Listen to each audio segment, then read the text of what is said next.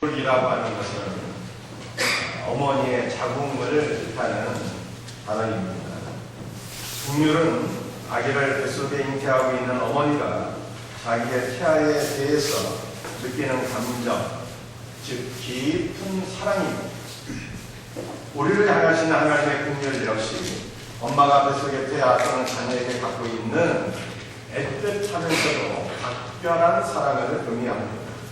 성경시대 유대인들은 사람이 하나님의 한없으신 긍휼을 힘입어 살고 있으므로 하나님의 백성들에게 요구되는 것 역시 그의 이웃에 대한 긍휼이라고 이해했습니다. 결국 다른 사람을 긍휼히 여기는 이 긍휼이라고 하는 마음은 부모가 자기 자식을 깊이 사랑해서 끊임없이 용서해주는 이 용서라고 하는 단어와 같이 생각을 해야 되는 것입니다. 긍휼은 엄마가 자식이 아무리 잘못했을지라도 친근히 여기며 용서하는 마음입니다. 형제의 죄를 긍휼히 여기며 용서하는 것은 거듭난 신자의 특징입니다. 구원의 확증은 여러분들이 교회를 등록하고 직분을 받고 많이 봉사하고 이런 것은 중요한 일이 되겠지만 이러한 것이 구원의 확증이 될 수가 없어요. 내가 도저히 용서하기 어려운 사람이 있을지라도 나를 긍휼히 여기사 나의 모든 죄를 다 용서해 주신 그 하나님의 긍휼로서 형제를 용서하는 것이 참된 긍휼입니다. 이러한 긍휼을 베푸는 자야말로 구원받은 하나님의 백성들인 것을 믿으시기를 바랍니다. 오늘 본문 말씀에 마태복음 5장 8절을 우리 한번 같이 읽어보겠습니다. 마음이 청결한 자는 복이 있나니 그들이 하나님을 볼 것이요. 유대인들은 이 육체적인 청결을 굉장히 중시했습니다. 유대인들이 하나님의 성전에 올라갈 때는 반드시 물로 몸을 씻는 정결 예식을 행했습니다. 이게 물이라고 하는 것은 하나님의 은혜를 상징하는 것인데 그들은 물로 몸을 씻음으로 모든 죄와 부정결한 것을 씻을 수 있다 이렇게 생각을 했어요. 그러니까 물로써 몸을 씻는 이 행위를 통해서 육체의 청결을 통해서 그들은 내면의 정결을 추구했다는 것입니다.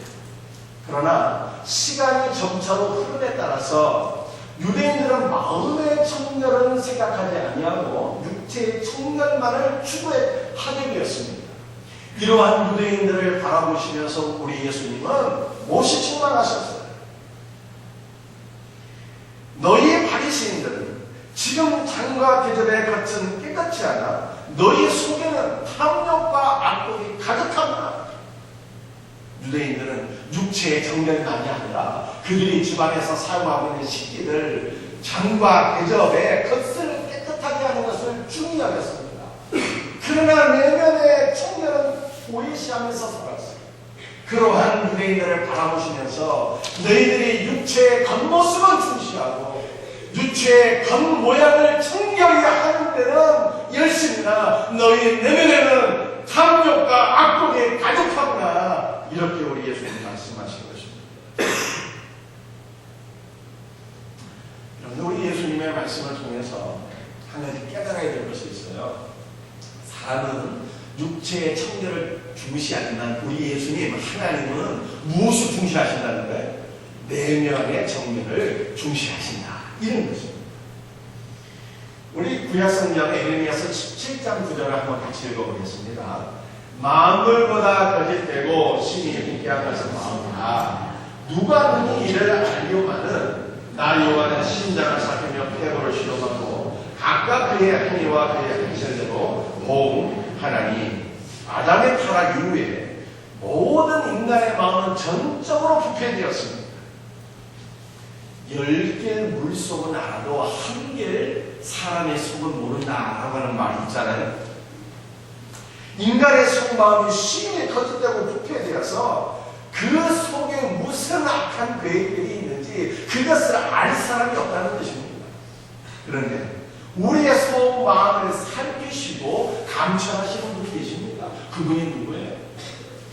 바로 하나님이십니다. 그래서 에레미야 17장 9절 말씀을 보게 되면 나 여호와는 심장을 살핀다 이렇게 말씀하고 계시죠. 우리 하나님께서 심장 전문이실까요? 우리의 심장이 지금 정상적으로 쿵쾅하면서 작동하고 있는지 아니면 무슨 문제가 있는지 그것 살피시고 고쳐주시는 분이라고 하는 뜻입니다.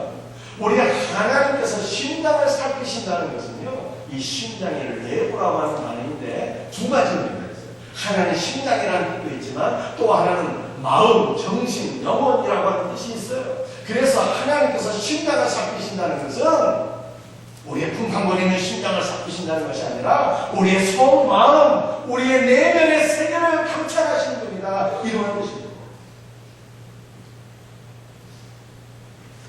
우리 가운데 누가 그 심장에 거듭나서 친절한 사람인지,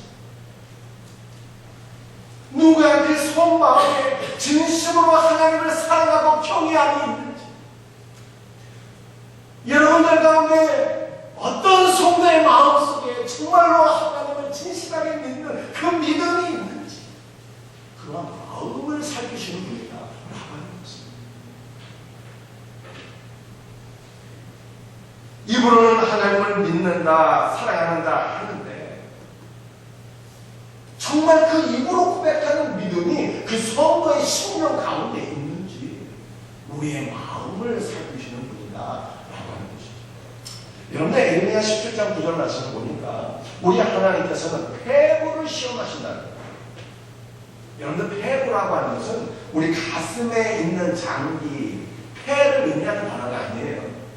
이 폐부라고 하는 것은요, 힐야라고 하는 말인데 이 콩팥, 신장을 의미하는 것입니다. 이 콩팥은요, 레위기의 제사법을 보게 되면 매우 중요한 장기입니다. 속죄제의 첫 번째 화목제를 드릴 때 모든 고기 가운데, 이 고기 가운데 말씀이죠. 일부는 제사장이나 제물을 드리는 사람이 먹을 수가 있지만 하나님 앞에 반드시 바쳐야 되는 제물이 있었어요. 그 제물이 무엇인가는 바로 기름과 콩팥입니다. 이 기름과 콩팥은 인간이 절대 먹을 수가 없어요. 이것은 100% 하나님께 불살라 드려야 하는 장입니다. 아니, 하나님께서 특별히 콩팥을 좋아하십니까? 왜 하나님 앞에 이 콩팥을 불살라 드렸을까요? 여러분이 콩팥이라고 하는 단어 힐야에는요, 인간의 마음, 정신, 영혼 이런 뜻이 담겨 있어요. 유대인들은 생각하기에 인간의 이 희노애락의 감정의 원천이 콩팥이라고 생각했어요. 그래서 제사를 드리는 제사자가 하나님 앞에 이 콩팥을 불살라 드린다고 하는 것은요, 나의 감정, 나의 마음, 나의 지정, 나의 인격, 내가 온 마음으로 주님을 사랑하고 내가 온 마음으로 주님께 예배를 드립니다. 이러한 것을 고백하는 그만 신앙 고백이었습니다. 그러니까 하나님께서 우리의 그 폐부를 시험하신다는 것은요, 바로 우리의 속마음을 테스트, 감찰하시겠다 이 뜻입니다. 우리의 속마음에 하나님을 사랑하고 경외함이 있는지 이것을 보시겠다고 하는 뜻이죠. 그래서 유대인들은요, 우리 육체의 청결을 중시했지만 우리 하나님께서 중시하신 것은 무엇입니까? 육체의 청결이 아니라 내면의 속마음, 우리 속에 진정한 믿음이 있는지, 정말 주님을 사랑하는 마음이 있는지, 그러한 마음으로 오늘 우리가 하나님께 예배를 드리고 있는지 바로 이것을 보시겠다고 하는 거예요. 우리 하나님은 내면을 중시하시는 분이십니다. 우리 예수님도 육체의 청결이 아니라 마음의 청결이 중요하다고 말씀하셨어요. 예수 그리스도의 통치에 반응하여 믿음으로 주님 앞에 나온 거듭난 제자들을 향하여 우리 주님은 너희 마음이 청결한 자들이 복이 있다, 그렇게 말씀하신 것입니다. 그런데 하나님께서 중시하시는 마음이라고 하는 것은 어떤 것입니까? 마음은 인격의 중심이요 지정의의 원천입니다. 인간에게 있어서 마음은 하나님께서 핵심적으로 보시는 부분이며 하나님께서 거룩하시는 거룩한 성전이 되는 거예요. 요한계시록 3장 20절에 이렇게 말씀하고 있습니다. 볼지어다 내가 문 밖에 서서 두드리노니 누구든지 내 음성을 듣고 문을 여는 자는 내가 그에게로 들어가 그와 더불어 먹고 그는 나와 더불어 먹으리라 말씀하셨어요. 우리 예수님께서 똑똑똑 이 놓고 하는 그 문은 어떤 문이에요? 아파트 현관문이 아니에요. 내 마음의 문을 놓고 하신다. 그래서 우리가 우리의 마음의 문을 활짝 열고 예수 그리스도를 개인의 구원자와 주님으로 영접하면 우리 주님께서 우리 마음에 거처하십니다. 그 인간의 마음은 예수님께서 거처하신 거룩한 성전이 되는 것입니다. 우리 예수님께서는 이 성전된 우리의 마음이 청결해야 될 것을 말씀하십니다. 여러분 우리의 마음이 더럽게 되면 어떻게 됩니까? 우리 하나님은 거룩하신 분인데 우리의 마음이 더럽게 되면 코드가 안 맞잖아요. 더러운 마음에는 하나님의 은혜가 임할 수가 없게 되는 거예요. 점점 하나님의 은혜가 떠나게 됩니다. 그러나 우리의 마음이 청결하게 되면 거룩하신 하나님의 임재가 더욱더 충만하게 임하게 되며 우리의 심령 가운데 주님의 사랑과 은혜가 넘쳐나게 될 것을 믿으시기를 바랍니다. 여러분 우리 주님께서는요 마음이 청결한 자가 복이 있다고 말씀하셨어요. 그렇다면 과연 청결이라고 하는 것은 어떤 의미가 있는 것입니까? 청결이라고 하는 것은요 이 카타노스라고 하는 단어인데 깨끗한, 순결한 그런 뜻이에요. 여러분 순결하다는 게 무엇입니까? 잡된 것이 섞이지 않은 깨끗한. 여러분 우리 배우자를 사랑하시니까 결혼을 하셨죠? 그런데 결혼하고 나서 말씀이죠. 내 남편이 아닌 다른 남편 바라보고 사는 거예요. 내 아내가 아닌 다른 아내를 바라보고 사는 거예요. 이것은 배우자를 사랑하는 마음에 다른 마음이 섞여 들어가는 거예요. 두 마음인 것입니다. 이것은 순결한 게 아니에요. 순결하다라고 하는 것은요, 배우자 한 명만 사랑하는 것을 순결하다.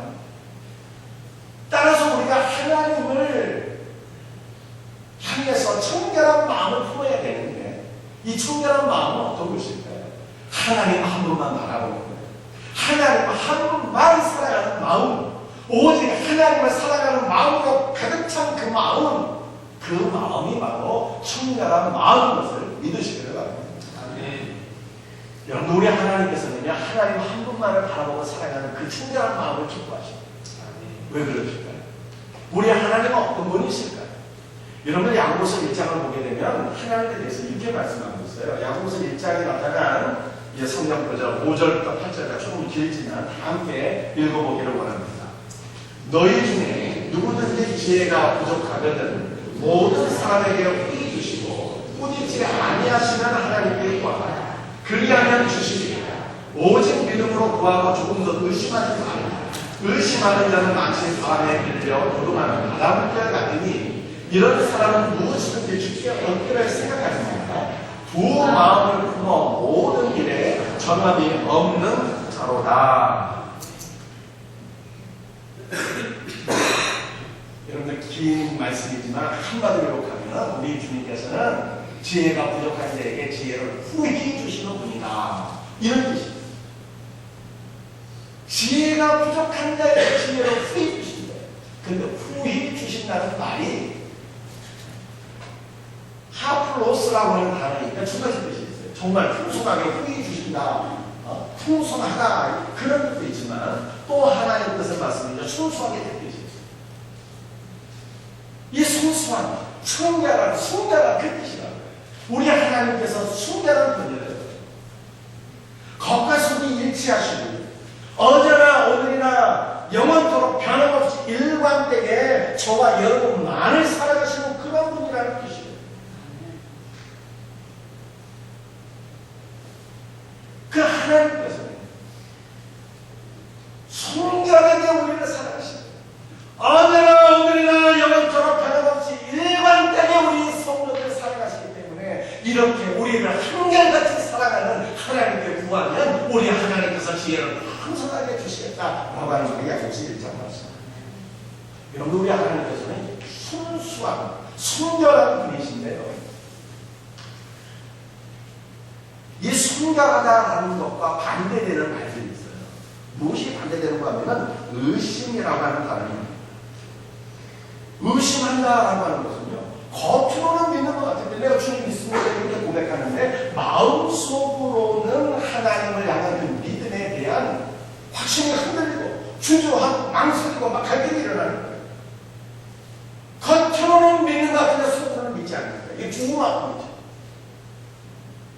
순결한 마음과 반대가 되는 마음은요, 의심한다라고 하는 것과 두 마음이라고 하는 것입니다.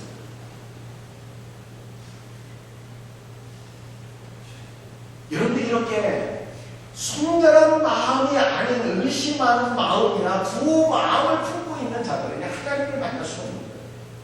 하나님 앞에 그 무엇을 구한다 할지라도 구할 수 없는 자들이다라고 하는 것을 성경이 말씀하고 있습니다.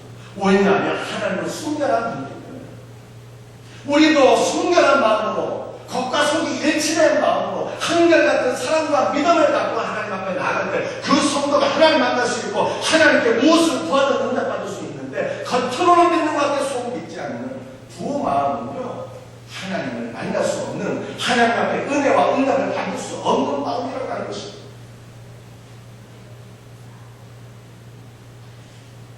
여러분, 하나님께서 순결하신 분인데 순결하신 하나님께서 사람을 창조하실 때 어떻게 창조하셨을까요?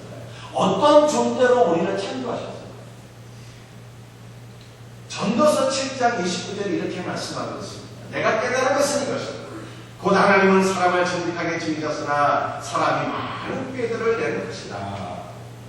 우리 하나님께서 사람을 정직하게 창조하셨다고 하는데 이 정직하게 창조하셨다는 것이 순수하고 순결하고 얼굴게 하나님은 일관되게 살아가는 그러한 존재로 창조하셨다는 뜻입니다.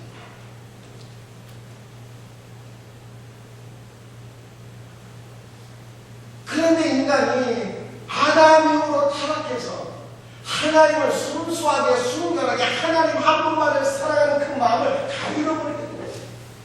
전도자가 마음을 다해서 이 땅에 있는 수많은 사람들을 살펴본즉 정말 일관된 마음으로 하나님 한 분만을 살아가는 사람이 몇 명이 있을까? 보니까 1000명 가운데 한 명뿐이 없다.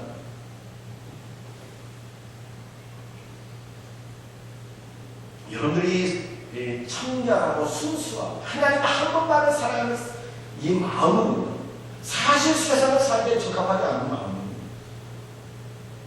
이 순결하고 청결한 마음은 타락하기 이전에 솔로몬이 품었던 그 마음,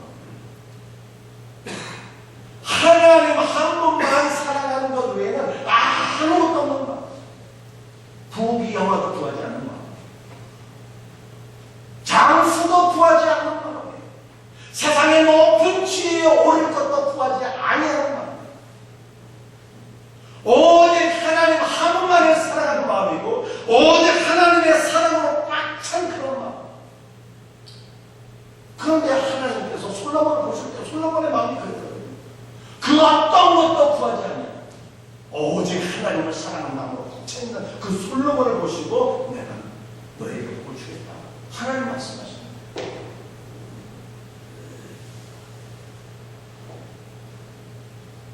여러분들 이스라엘 백성들은요, 하나님을 사랑하지 않은 적이 없어요. 언제나 하나님을 믿고 살겠습니다. 그런데 문제는 무엇인가 하면 우리는 언제나 동시에 우상을 같이 삽니다. 언제나 세상적인 물질을 함께 추구하면서 하나님을 섬겼어요. 그러다가 이스라엘이 심판을 받게 된 것입니다. 여러분들 우리는 어떤 존재인가 돌이켜보십시오. 우리 안에 두 마음이 있어서 한 마음으로는 하나님을 사랑한다 하면서도 한 마음으로는 형제를 미워하고 있는 것은 아닌지, 우리가 하나님을 사랑한다 하지만 한 마음으로는 하나님을 사랑하며 또 한 마음으로는 세상을 동시에 사랑하고 추구하고 있는 것은 아닌지, 여러분들 만약 우리의 마음이 이렇게 갈려져 있다면, 두 마음을 갖고 있다면 이것은 청결한 마음이 아니에요. 이것은 혼합주의, 이것은 우상숭배가 되는 것입니다.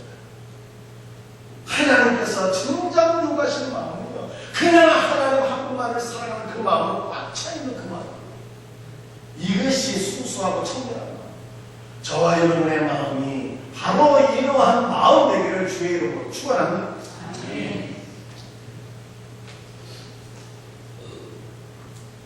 우리 하나님께서는 내면의 청결, 마음의 청결, 순결함을 중시하시는데 우리의 마음을 더럽게 하는 요소들이 있어요. 무엇이 우리의 마음을 더럽게 할까? 미움과 증오가 우리의 마음을 더럽게 합니다. 남을 미워하면 증오의 불길이 타오르게 되고 증오의 불길이 마침내 여러분을 사로잡게 되면 그 미움의 대상을 죽이고 싶은 마음까지 됩니다. 이런 마음에는 하나님의 은혜가 점점 멀어지게 되니 우리 마음이 더럽게 되는 거예요. 음란한 마음이 여러분 우리의 마음을 더럽게 합니다. 음료가 품면 마음이 더러워지게 되고요. 야동을 보게 되면 음란한 행위가 머리와 마음에서 떠나지 않겠고요. 이 음란한 마음은 여러분의 기도 생활과 하나님과 여러분의 영적인 관계, 그 희고 깨끗하고 순결한 관계를 파괴하는 강력한 문제입니다. 거짓과 불만은 우리의 마음을 더럽게 해요. 작업서를 보면 하나님께서 싫어하시는 것이 7가지가 있는데 그 첫째와 둘째가 거짓된 혀와 교만한 마음.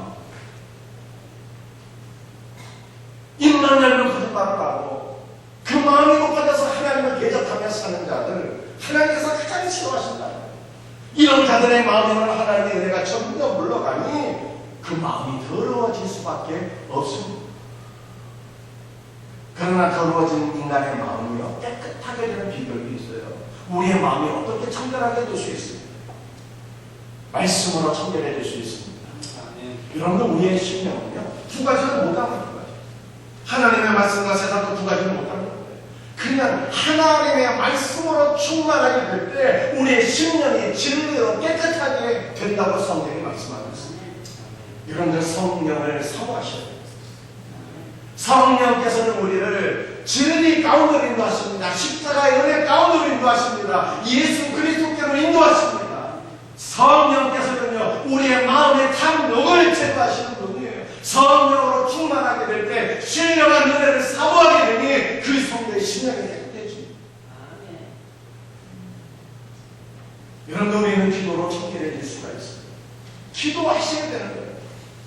기도하지 아니하고 쉬고 청결하고 하나님 말을 살아가는 그런 마음을 유지할 방법이 없는 것입니다. 범죄한 다윗이 하나님께 기도했어요. 하나님 내 마음속에 청결한 마음이 없습니다.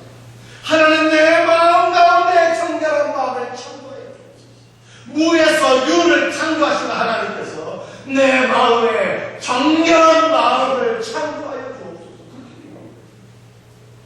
여러분들 마음에 하나님 한 분만을 사랑하는 순결한 마음이 없다고 부족하다고 생각하십니까? 하나님 앞에 기도하시오. 여러분들 필요없어 정결해집니다. 더러워진 우리의 마음이 예수 그리스도의 보혈로 정결하게 됩니다. 이 은혜를 사모하며 사시오. 마음이 청결한 자들이 복이 있는데 그들이 하나님을 보게 된다 말씀하셨습니다. 여러분들 본다고 하는 뜻이 무엇일까요? 본다고 하는 것은 두 가지 의미가 있어요. 본다, 그리고 또 하나는요, 하나님을 알다, 경험하다, 이해하다, 이런 뜻이 있는 것입니다. 여러분들 하나님을 본다는 것은 육신의 눈으로 제가 여러분들을 바라보듯이 이렇게 본다고 하는 뜻이 아닙니다. 하나님은 영이세요. 우리의 육신의 눈으로 바라볼 수 있는 분이 아닙니다. 하나님은 초월에 계신 분입니다. 우리가 하나님을 가까이 접근할 수가 없어요. 하나님께서 시내산에 강림하셨을 때 그 하나님께서 강림하신 시내산 정상에 올라갈 수 있는 사람은요 모세 외에는 단 한 명도 없었습니다. 우리 하나님은 우리의 육신으로 바라볼 수 없는 초월하신 분이에요. 그런데 그 초월하신 하나님을 인격적으로 만나고 영적으로 만나서 그 하나님을 알고 경험하고 이해하게 될 때 사용하는 단어가 바로 호라오라고 하는 단어예요. 육신의 눈으로 본다는 것이 아니라 인격적으로 하나님을 만나서 영적으로 하나님을 경험해서 알게 되었다 이 뜻입니다.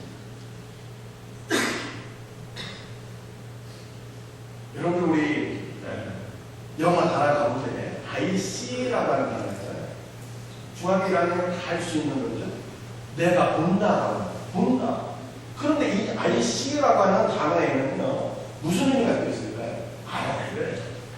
네가 무슨 말 하는지 알았다. 접수해야 아니겠습니까? 이 하나님을 본다는 것도 그런 것이.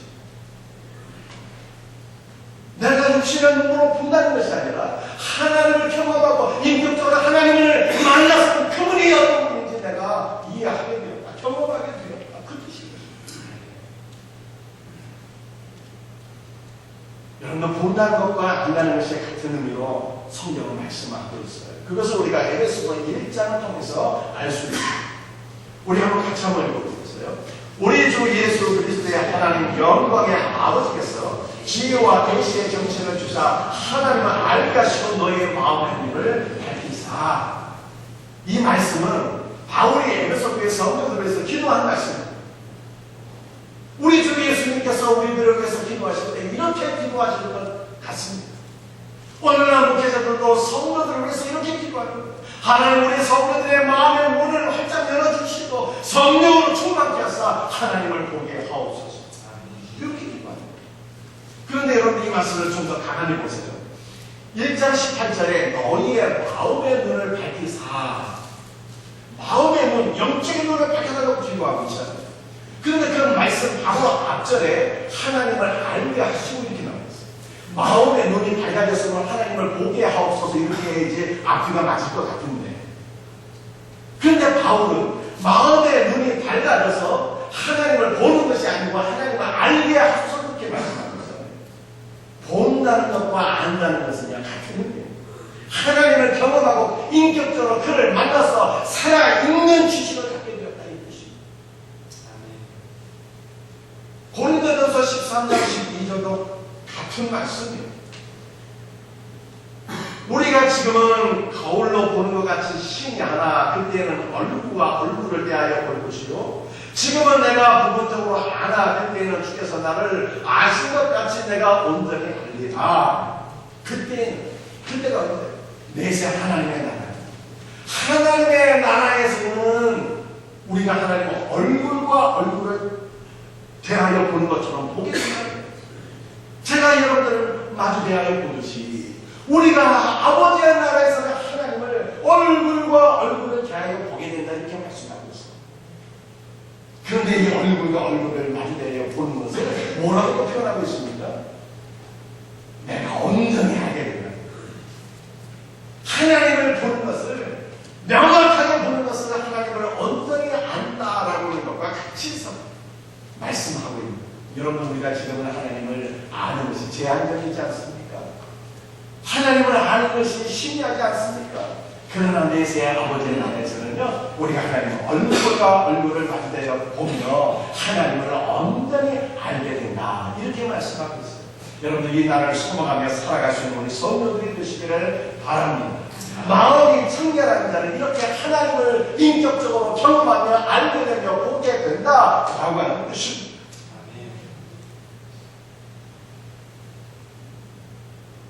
하나님을 본다는 것, 즉 그의 사랑과 은혜와 임재를 경험한다는 것은요 성도들에게 주어지는 최고의 복이에요. 그를 만나고 그를 보므로 우리의 영광의 모든 삶이 하나님의 은혜로 새롭게 될 것을 믿으시게 바랍니다. 무엇보다도 하나님을 바라보는 자는 그 어떤 상황 속에서도 담대할 수 있습니다. 두려움이 물러가고 평안이 임하며 담대한 마음을 갖고 승리할 수 있어요. 하나님을 만나는 자, 하나님을 바라보는 자에게는요 두려움이 물러갑니다. 아람 나라의 왕이 이스라엘을 침략하기 위해서 호시탐탐 노리며 군대를 보냈습니다. 그런데 그때마다 엘리사가 이것을 알고 이스라엘 왕에게 말해서 그 아람 군대가 쳐들어오는 길목을 방어하도록 했어요. 번번이 침략의 야욕을 꺾게 되자 아람 나라의 왕이 군대를 보내고 엘리사를 사로잡게 했습니다. 엘리사가 있는 그 도단에 아람 나라의 군대가 와서 엘리사를 다 에워싸게 되었어요. 이것을 엘리사의 사환이 보고 큰 두려움을 겪게 되었습니다. 선지자예요. 우리 이제 큰일 났습니다. 어찌하면 좋을까요? 그런데 그때 선지자가 사환에게 이렇게 얘기를 했어요. 두려워하지 말라. 우리와 함께하는 자가 저들보다 더 많음이야. 그러면서 엘리사가 자신의 사환을 기도해줬어요. 하나님이여, 이 사람의 눈을 열어 주옵소서. 자신의 사환을 위해서 기도했더니 하나님께서 엘리사의 기도를 들으시고 사환의 영안을 막 열어주셨는데요. 사환의 눈을 보고 바라보니까 하나님께서 불만과 불수레를 보내셔갖고 엘리사를 겹겹이 에워싸며 보호해 주시는 것을 보게 된 것입니다. 그 사환의 두려움이 어떻게 됐을까요?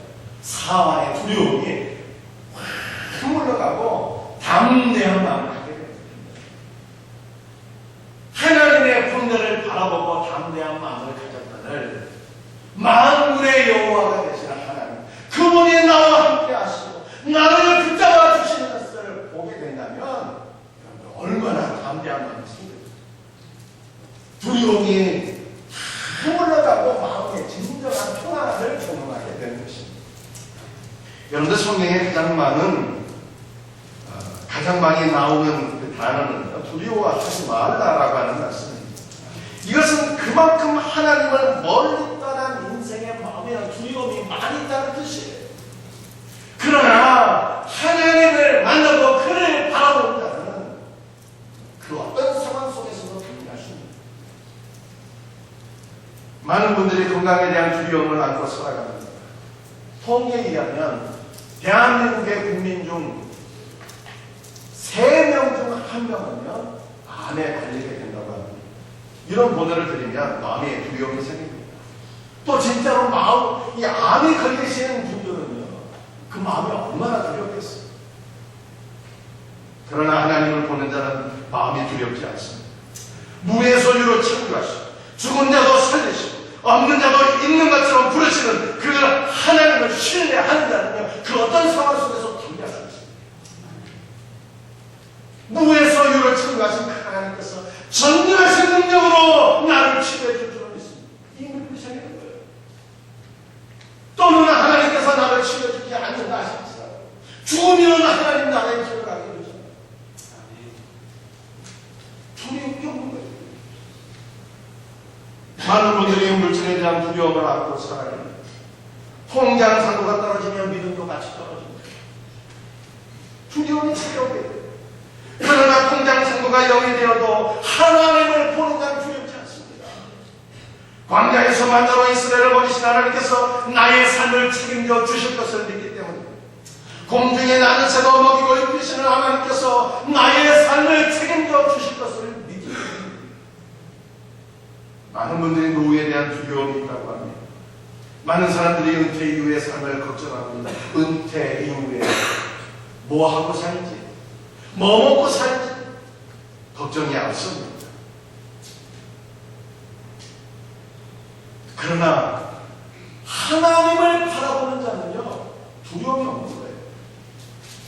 하나님을 바라보는 자는 나의 나무로부터 지금까지 나의 삶을 책임져 주신 하나님께서, 나를 기르시는 하나님께서 내 노후도 책임져 주는 것입니다. 나의 영원한 미래의 삶도, 나의 영원한 내세의 삶도 책임져 주시는 하나님께서 어찌 내 노후를 책임져 주시지 않으시겠습니까? 이 고백을 할 수 있게 됩니다. 많은 부모들의 마음속에는요 자녀에 대한 두려움이 있습니다. 자녀가 무섭다는 뜻이 아니라 부모의 힘으로 안 되는 것이 자녀의 양육입니다. 인간의 한계를 절감하게 됩니다. 내 힘으로 안 되는 자녀들의 미래를 생각하면 걱정이 앞서게 됩니다. 자녀들이 살아갈 거친 세상을 생각하면 어찌 두려움이 생기지 않겠습니까? 그러나 하나님을 바라보면 이 모든 두려움이 사라집니다. 왜냐하면 하나님, 내가 내 자식을 사랑하는 것보다 내 자녀를 더 깊이 사랑하시는 분이시기 때문입니다. 그 하나님을 바라볼 때 그 하나님 앞에 내 자녀의 문제를 그대로 맡기면 마음속에 모든 두려움 다 사라집니다. 인생 최고의 두려움은요, 바로 죽음입니다. 한 번도 경험해 보지 못한 것이기 때문에 모든 사람 앞에 죽음 앞에서는요, 다 부들부들 떱니다. 그러나 하나님을 바라보는 자는 인생 최고의 주목, 두려움인 죽음도 물리칠 수 있습니다.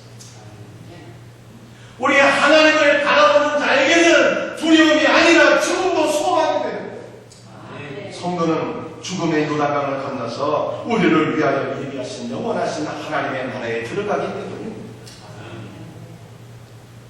하나님을 바라보는 자에게는요, 모든 두려움이 있는 거예요. 그래서 이렇게 고백할 수 있어요. 나 두려움 없네, 두려움 없고 주 예수 늘 항상 함께 계시고.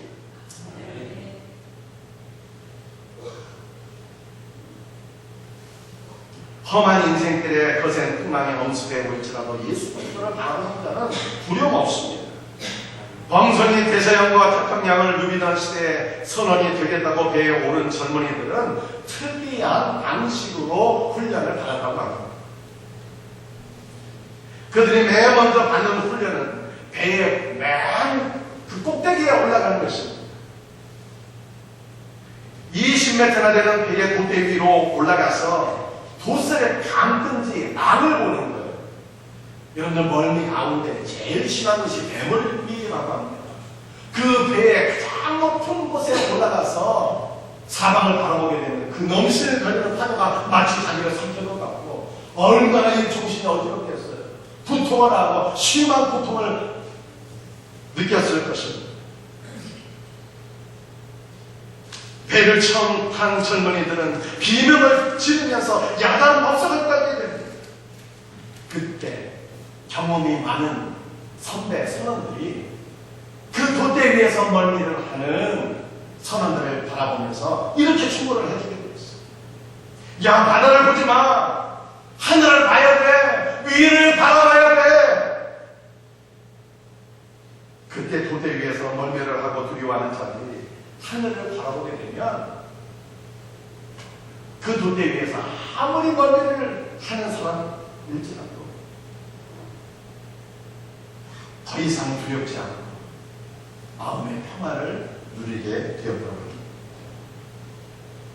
우리 인생들은 마치 먼 바다를 항해하는 것 같습니다. 넘실거리는 풍랑을 바라보면 두려움에 빠지게 됩니다.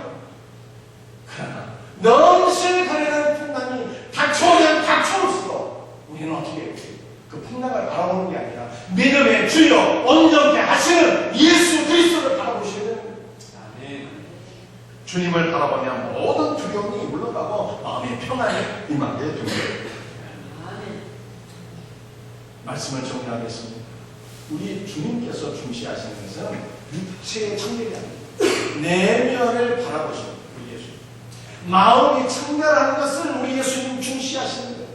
우리 마음속에 그저 하나님 한 분만을 살아가는 그 한 마음으로 가득 차 있는지 그것을 보십니다. 마음이 청결한 자는요, 하나님을 바라보게 되고, 하나님을 바라보는 자는 담대한 마음으로 이 세상 가운데 승리자가 될 수 있습니다. 저와 여러분들이 바로 이와 같은 성도들이 다 될 수 있기를 예수 그리스도의 이름으로 축원합니다. 아멘.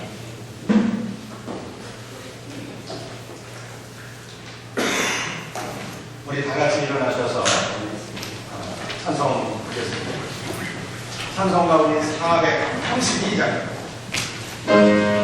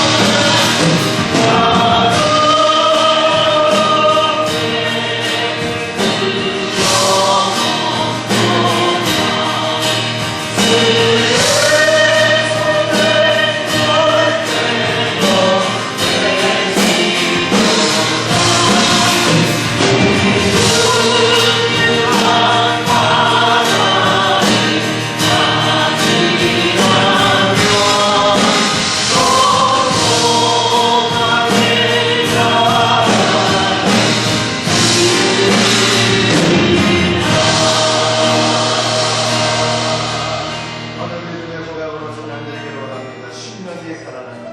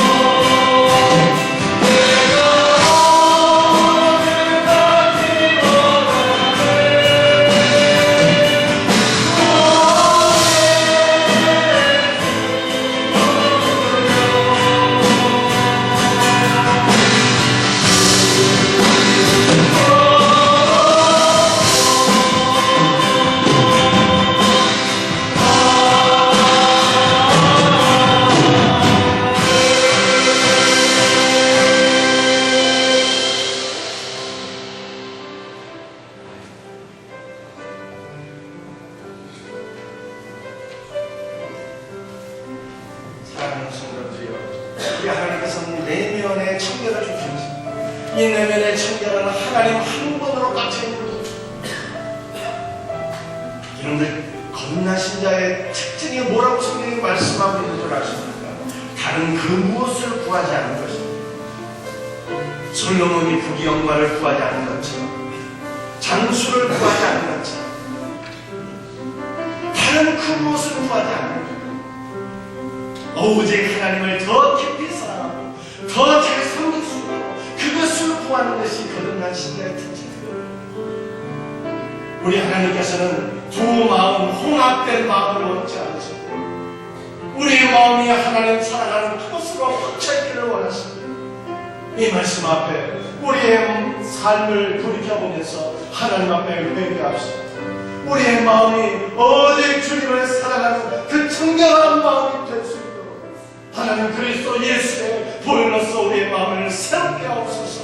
오늘 이렇게 주신 말씀 붙잡고 함께 기도 드릴 수 있기를 원합니다. 주여 한번 외치며 기도합시다. 주여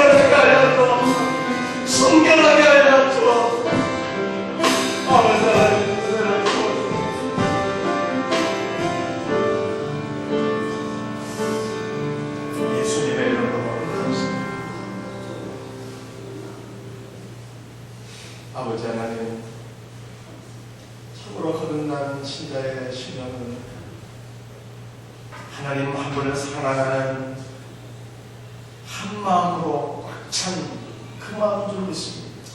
성결하고 순결한 마음인 줄 믿습니다. 솔로몬이 푸른 무엇을 구하지 아니한 것처럼 아버지는 저희들도 원수의 멸망을 구하지 아니하, 장수의 복을 구하지 아니하, 부귀 영화의 복을 구하지 아니하, 하나님을 저 깊이 사랑하고 하나님을 보다 더 잘 섬길 수 있는 이 크고 놀라운 은혜를 구할 수 있도록 우리 주여 은혜를 부어주고 청결한 마음으로 하나님을 바라보기를 원합니다. 하나님을 경영하기를 원합니다. 하나님을 바라봄으로 말미암아 그 어떤 상황 속에서도 두려워하지 않으며 담대한 마음으로 승리하는 우리 성도들이 되게 하여 주옵소서. 아버지 오늘도 우리 아버지 앞에 나와서 예배를 드리며 귀한 하나님을 구별하여 드립니다. 열의 하늘을 구별하여 드립니다. 감사의 예물을 구별하여 드립니다.